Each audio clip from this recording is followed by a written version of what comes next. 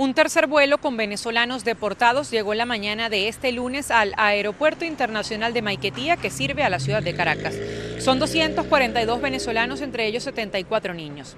La mayoría de los repatriados atravesaron la selva del Darién para intentar llegar a Estados Unidos, según la declaración del ministro del Interior, Diosdado Cabello. En esta oportunidad, la aeronave salió de México, por lo que algunos de los que regresaron fueron deportados de Estados Unidos y otros estaban atrapados en la frontera entre México y Estados Unidos. En total, desde el pasado 10 de febrero han llegado al país 609 ciudadanos.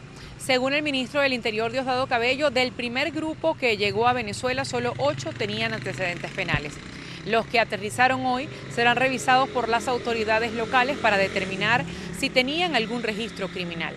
Cabello insistió en que los próximos vuelos con repatriados dependerán de Estados Unidos y resaltó que en el vuelo que arribó este lunes a Venezuela había una menor de edad no acompañada. Desde Caracas, Venezuela, les informa Adriana Núñez, Rabascal de La Voz de América para Tele Aruba. El presidente de los Estados Unidos, Donald Trump, recibió esta mañana en la Casa Blanca al presidente de Francia, Emmanuel Macron. Ambos participaron en una teleconferencia, la cual se enfocó con los líderes del G7 en la situación de Ucrania, en este que es el día que marca 3 años desde el inicio de la agresión a gran escala por parte de Rusia contra Ucrania.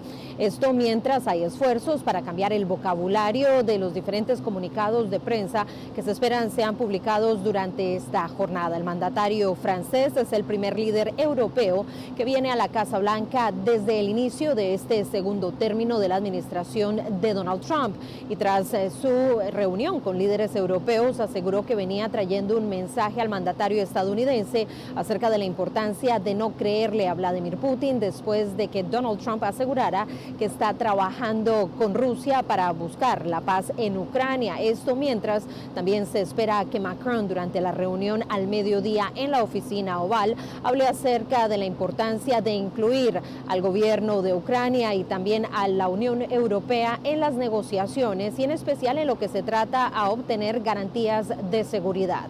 Mientras tanto, el gobierno de los Estados Unidos continúa en Kiev las negociaciones para tratar de llegar a un acuerdo en lo que se trata a los minerales que hay en ese país, y que ha sido una frustración del mandatario estadounidense después de que este fin de semana asegurara que Ucrania tiene que pagar a los Estados Unidos fondos que fueron entregados durante la administración del expresidente Joe Biden. Durante las horas de la tarde tendrán una conferencia de prensa conjunta el presidente de los Estados Unidos y el francés, donde podrían dar más detalles, esto en antesala a la visita del primer ministro de Inglaterra este jueves a la Casa Blanca.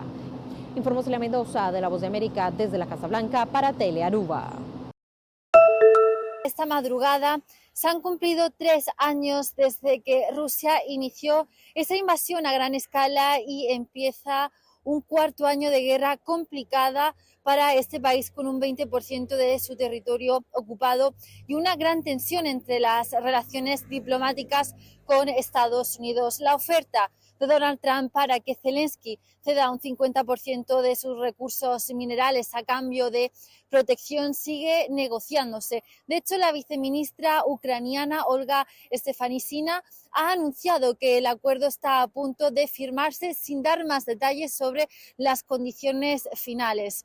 La situación en el frente es complicada, ya que sin el apoyo de Estados Unidos, Ucrania solo cuenta con armamento suficiente para poder defenderse hasta este verano. La dependencia ucraniana con Estados Unidos va más allá de lo económico o incluso de lo armamentístico. Por ejemplo, las antenas Starlink utilizadas por el ejército ucraniano y propiedad del magnate Elon Musk son vitales para las comunicaciones del país, que podrían colapsar si se cierra el suministro.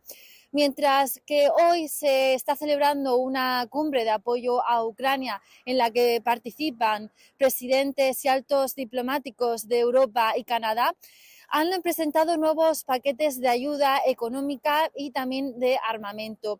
Aquí el futuro de Ucrania sigue discutiéndose sobre la mesa, mientras que se ha pasado una noche en la que han vuelto a sonar las alarmas y Rusia ha lanzado 185 drones kamikaze. Estos 3 años de conflicto bélico nos dejan cifras devastadoras. Son más de 10 millones de desplazados fuera y dentro del país. Hablamos de más de 12.000 civiles que han perdido la vida y cientos de miles que han sido heridos. Desde Kiev, Ucrania, informó Constanza Pérez para Telearuba.